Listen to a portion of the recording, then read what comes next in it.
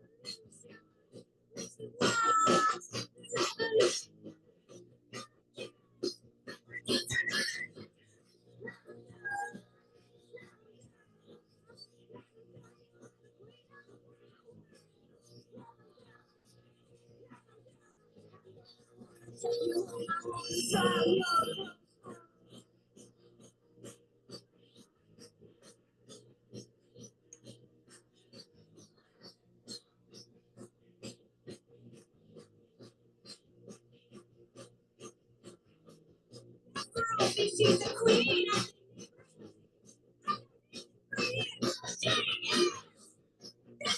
She's a dyke.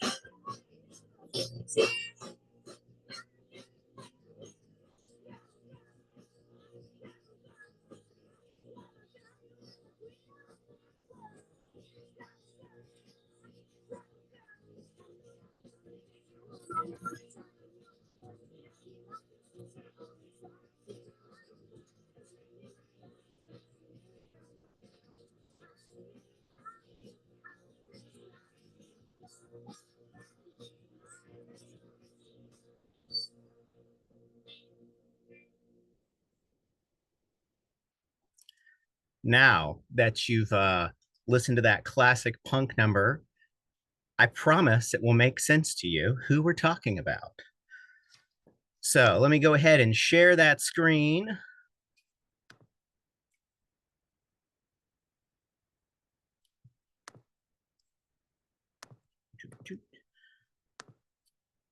It's amazing how even when you know how to do it, it somehow always seems to be frustratingly long to get the slide up. I wish I understood why. Um, so welcome to another of our prophetic trans-cestors, Jewish trans voices for the non-dual future. If you don't know me, you're about to learn who I am. I'm Reuven. I'm your friendly neighborhood trans Jew. Basically, this Seattle Trans Jewish Collective started last year at Trans Pride, almost 1 year ago. We went to make Shabbos and we ended up with over 30 people. So some quick rundowns. Time-wise, this will be pretty short, 20 to 30 minutes. Feel free to eat your food or lunch and relax. Chat-wise, chat box is open. Feel free to put questions, chat with each other. I may not be keeping as close an eye because, again, there's enough things open that if I hit the wrong button, everything falls apart. But I will be checking the chat definitely once I'm closer to the end. And for this one, there actually isn't any readings or participations, but I will say if you have an immediate question or concern, you can always unmute and ask. So today we're going to be talking about a drum roll, please, except I can't because I would mess up my laptop. So I guess next time I'll have to just install a sound for that. We're going to be doing Claude Cahun. Now, who is this person? Claude Cahun was a French artist. So they were born in 1984, right at the turn of the 20th century. And they died in 1954. So Claude was born in Nantes, which is on the west coast of France. And they came from a Jewish literary family. Their uncle was a sort of a avant-garde author. Um, they had a great uncle who was involved in travel and writing on various historical subjects. Um, their mother actually experienced a sort of a mental health crisis when Claude was very young and was actually institutionalized. So Claude was raised by their grandmother. They were a World War II French resistance fighter, a writer, an artist. Now, interestingly enough, I've been using they because truthfully, at this point in my life, it's almost my habit to use they unless told explicitly otherwise. But the truth is, Claude specifically referred to herself as elle, the French word for she, but also said that her actual gender was fluid. So she wrote in her autobiography, masculine, feminine, it depends on the situation. Neuter is the only gender that always suits me. So throughout the rest of this, even though I did start on they out of sort of my own habit, I will be referring to Claude as she. Um, so around 1914 is when she changed her name to Cloud. Tried out a few other names first that didn't seem to stick, and eventually settled on this one in 1914. It's particularly interesting because, so in English, we don't think of Cloud as a gender neutral name, but in French, it is, much like Sasha is in other languages as well, even though, again, in English, we don't tend to think of Sasha as gender neutral. Um, Claude described themselves as a constructor and explorer of objects, and as a queer freak. Um, Interestingly enough, Claude in Latin means bent or lame. And it has the same connotations in French. In fact, like Claude Frollo, right? The villain of Hunchback of Notre Dame. That's why his name is Claude. Um, so it was an interesting choice, right? And this is around the time I think that things that are considered straight are right as normal, and so to take on a name that means to be bent perhaps has a certain subversive queer meaning. Um, so to talk about Claude, we also must talk about her partnership with her lifelong partner, Marcel. Many of the things that you will see, many of the portraitures we will look at are very much pictures of Claude. And yet, who's taking the picture? Many times it's actually Marcel. So these two actually met in 1909 when they were 17 and 15 years old, so very young. Um, and they essentially immediately had a partnership, a friendship that turned into a lifelong connection. They, once they got out of high school, so Claude actually went to a private high school because of some anti Semitism. And eventually, once they graduated from high school, both of them moved to Paris to settle there and work. So Moore worked as a graphic designer, producing these sort of ornate illustrations around the Paris fashion scene. And Claude was actually studying art at the Sorbonne, was associating with these surrealist avant-garde artists who she may have already known through some of her family connections, like her uncle. And both of them at this point were beginning to produce many gender bending portraits. Around 1922, they even started holding like artist salons in their house and having people over to do interesting performances and artworks. Oddly enough, they became stepsisters in 1917, 8 years after they had already been in their relationship together. I know, right? It's wild. So, like, Claude's divorced father and Moore's widowed mother married each other. So even though they were already in a relationship, they were now also legally stepsisters, which is just wild. Which is also one of the other reasons I chose Bikini Girl. There's a line about love you like a sister always, and um, they did actually use that to their benefit when they were trying to do anti-Nazi resistance work. because they were legally stepsisters. So living together was less, it's a little easier to keep things hidden when you're legally stepsisters. You don't really look like lesbians then, right? Um, so they moved in 1937, probably because of the increasing anti-Semitism and the political upheaval that's happening moving up to World War II. They moved out to Jersey Island, which is a small island in the English Channel, closer to the French side. Um, and they lived there under their legal names, which they're also buried under. And they introduced themselves as stepsisters, so that they could live there kind of in peace and avoid certain problems. The island was invaded in 1940 by the Germans, and that is when they began their very strong resistance work. Um, these are just some labels. So, like, essentially, right, these two are very much together. This quote, the other me, is something that's found in one of Cahun's, I believe it's in her autobiography.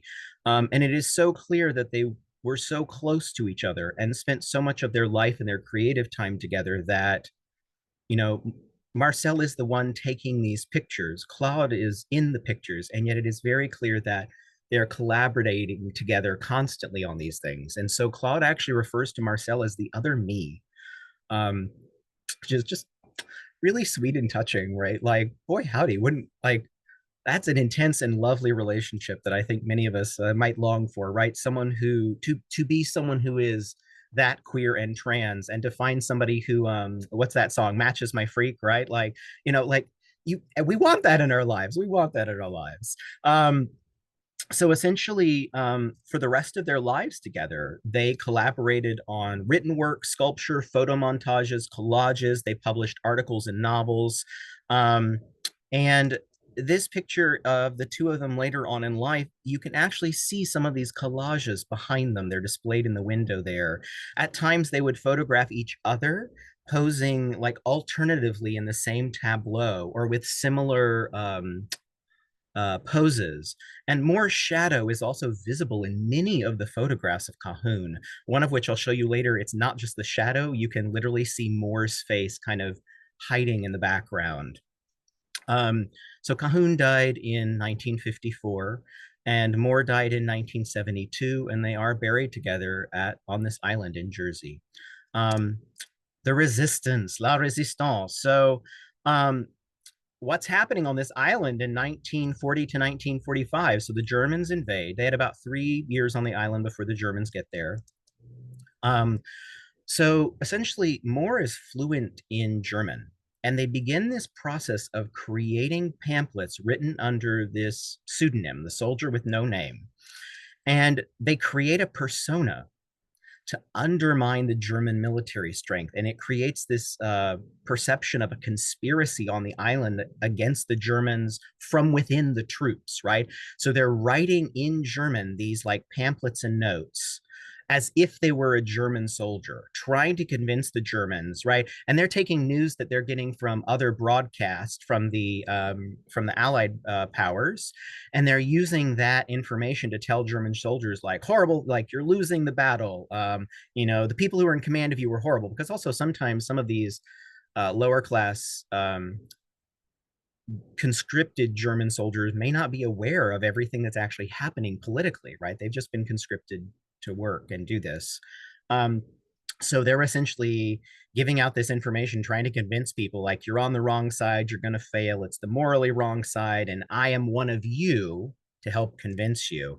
And then they would literally disguise themselves and go distribute these pamphlets, like dressing up very femme to get into these German parties and leaving pamphlets all over the place, crumpling them up and throwing them into open car windows, placing them in, like going into the coat closet and putting them into coat pockets. They were doing very dangerous, close work to use their artistic powers to essentially try and subvert Nazi power, right? They were actually both arrested in 1944 and sentenced to death. One documentary states that the reason they were not killed was because when they were sentenced, Cahun said, "You will have to shoot me twice because I am not only a resistor, I am a Jew." and the courtroom laughed and stayed the execution. And in 1945, the island was liberated. These are people who what they were doing put them very close to death. And so, despite these being very surreal and some of these images looking almost like silly, we also remember that this was deadly serious. Um, so they basically use their ability to be chameleons, right? They understand what it is to what perception is, and they use that to their they use that power to undermine the powers that be. So there's actually a book called Paper Bullets, which is sort of the definitive study of their wartime resistance by someone named Jeffrey H. Jackson. And he writes this quote, fighting the German occupation of Jersey was the culmination of a lifelong pattern of resistance, which had always borne a political edge in the cause of freedom as they carved out their own rebellious way of living in the world together. So these are some examples of portraiture for Cahun. So Cahun starts taking photo portraits in about 1912. So this is relatively young. And these are all very interesting. You can kind of see there's a wide variety, right? We've got this sort of fairy-like creature with wings. We've got this very like a portraiture that otherwise seems very normative up in the top right, that it just seems to be a person in regular clothing, and yet like it is such a strong, bold pose. This double-headed portraiture that's actually relatively famous, and its title is "What Do You Want From Me?" This portraiture of like hands coming out of a rock, right? Like somehow you've been encased. And this middle one is the one in particular that we're going to focus in a little bit on. You can see that this has almost a Star of David pattern in the portrait at the top of this dress. And it may be difficult for y'all to see, but up in the very top of this picture, you can see a pair of eyes lingering over the background, and that's more. And more is almost always there somehow. Um, so the next one I'm going to show you is actually one of the most famous pictures that we often see of Claude. And there's several instances of this one. There's several different pictures of this one. I chose this one because it's kind of the most clear what's happening. So basically, we've got Claude here dressed as a male bodybuilder, holding a barbell. And they have on sort of this little cupid bow hairstyle with little heart cheeks, heavy eye makeup, drawn on eyebrows, these sort of and then this white shirt with these stitched on nipples, right? Because you're supposed to be a male bodybuilder, but so we have to have the chest that looks right. And then on it, it says, I'm in training, do not kiss me. Now, first off, I want this shirt, right? Like I want this shirt with even the glitter nipples, right? Like I want this shirt.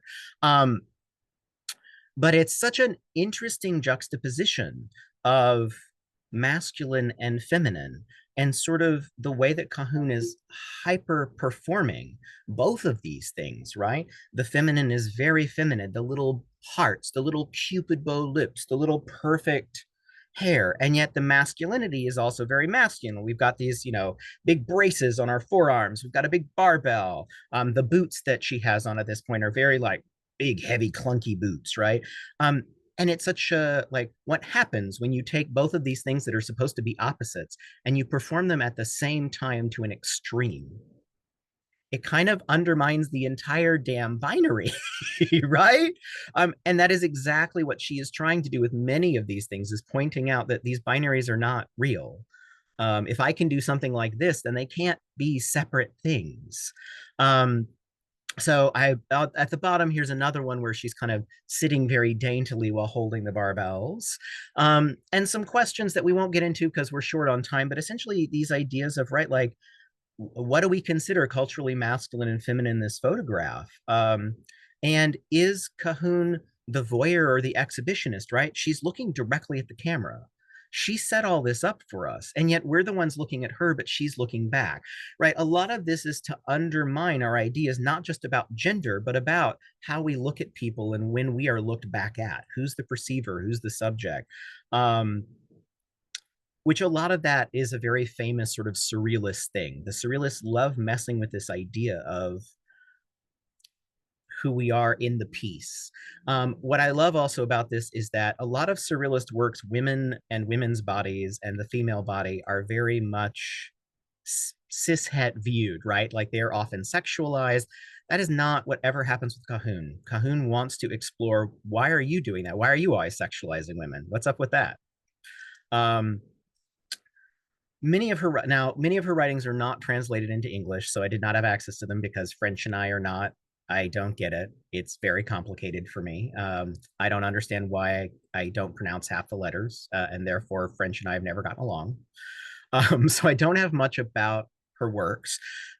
This portraiture is actually of another artist that Cahun shot. This is another surrealist woman artist that Cahun made this portrait of with these roses and these pigeons.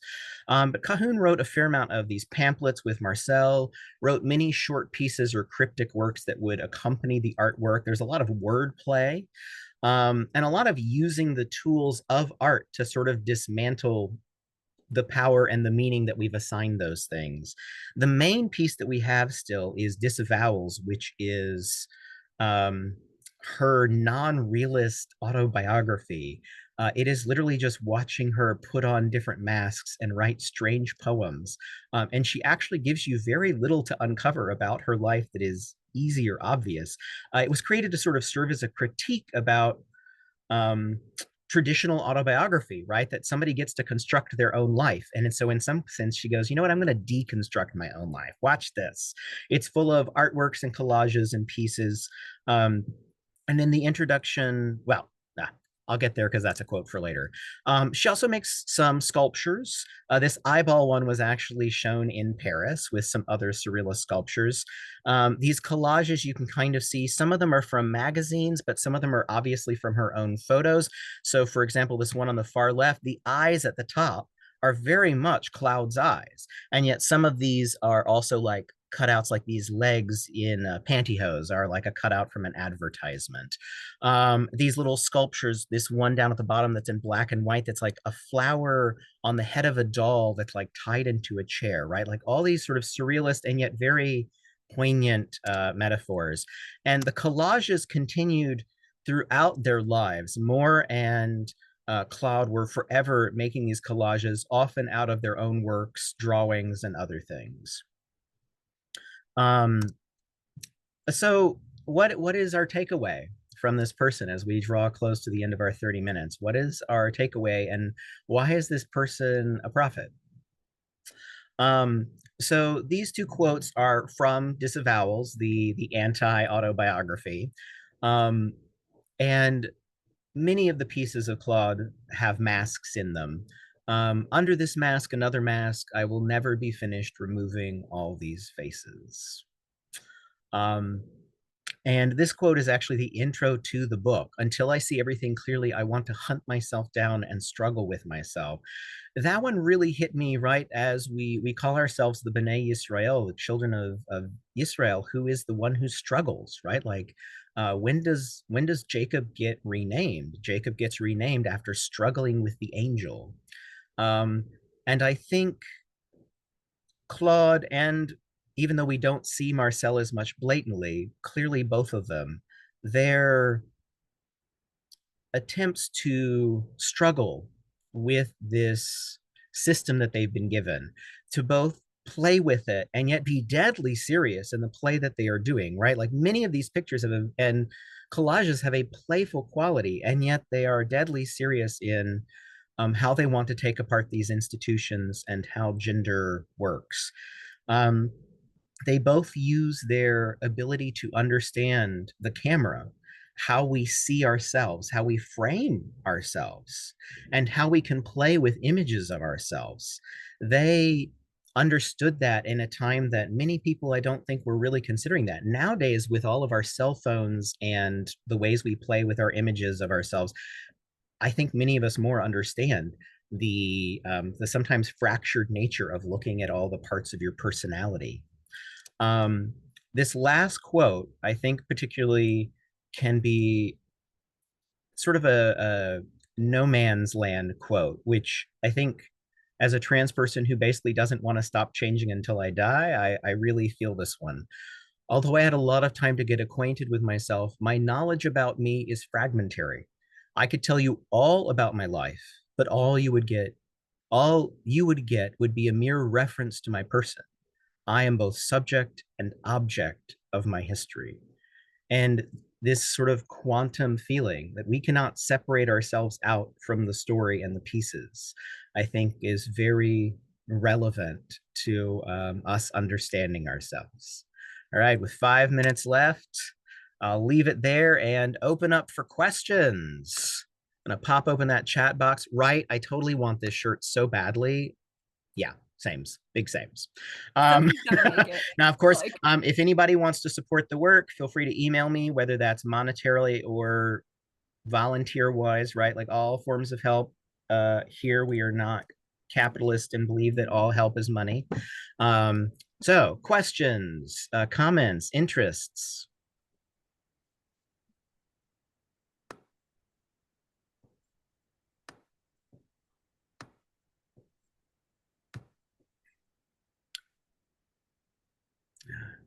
Good Shabbos, Sev. Any particular artwork that kind of jumped out at anyone that anyone really enjoyed? I loved the eyes. I don't know why, but I thought that was really cool. Right? That one seemed pretty rare. Like there's definitely Yeah. artwork with eyes, but that sculpture was pretty rare. I don't know if so like a lot of these were just essentially on their house. Like Mhm. many of these were not sold or anything like that because they were they were pretty out there, even for the avant-garde times. And then once the avant-garde movement goes away, there so most of these works are starting we're starting to get rediscovered and noticed in the 80s and 90s.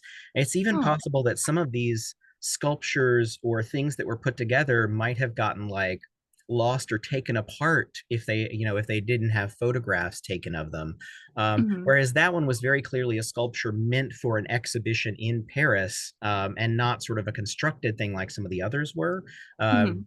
right? Like that doll one seems to be where it's like doll legs and the flower face and it's in a chair, seems to be Yeah. like different parts from other things, that they Mhm. put together.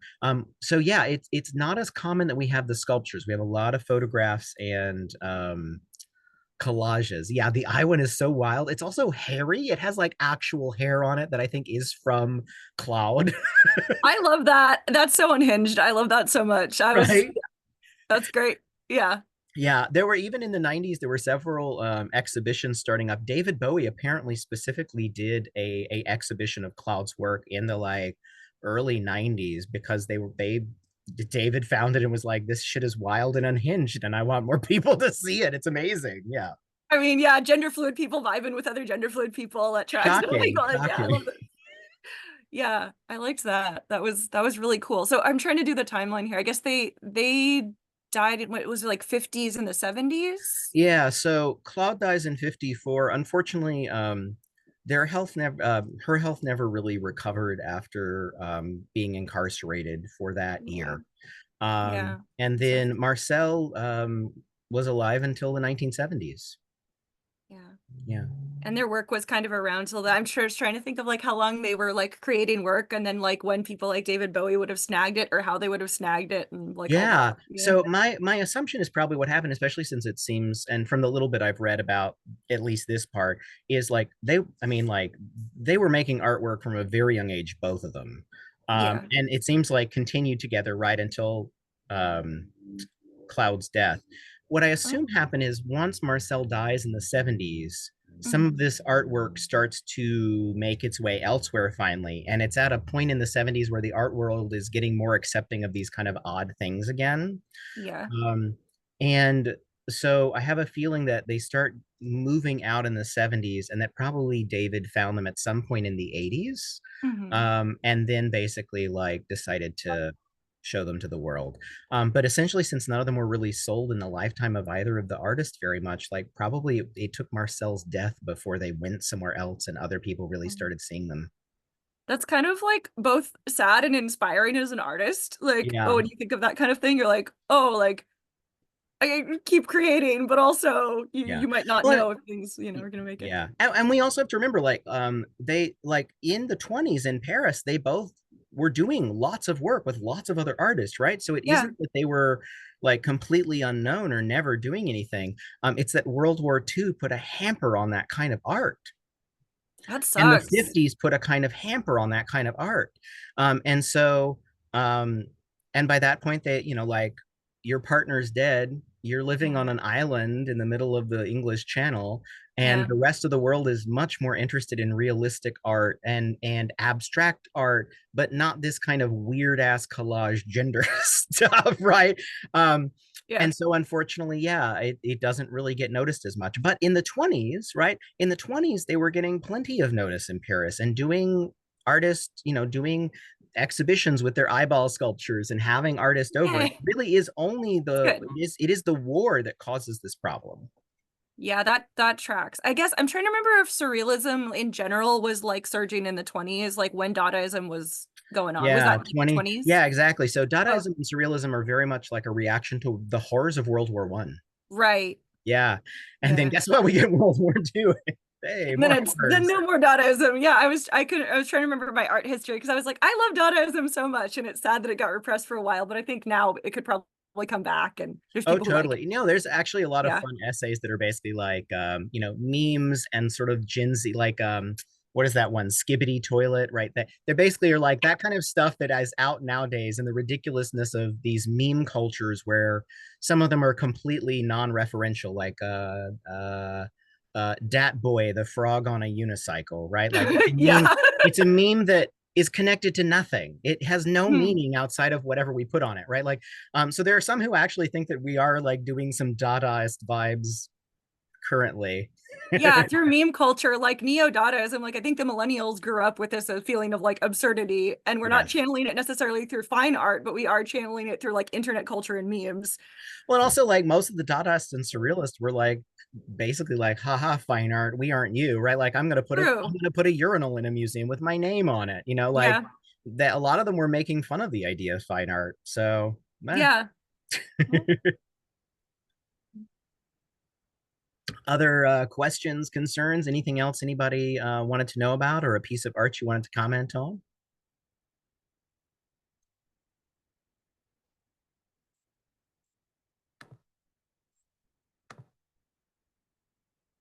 All right. Well then, folks, it's about noon 30, which means we managed to. I'm always amazed when I finish something up in 30 minutes because I feel like I could talk forever about stuff. So, thank you so much for coming along for the ride. I hope to see as all of you potentially back for next week, where we will reveal yet another trans tour ancestor. Um, Good Shabbos. I hope y'all have a wonderful, restful Shabbos, and I'll see you around. Thank you. Good Bye, Shabbos, everybody. y'all. thanks. Bye. Thank you. Bye.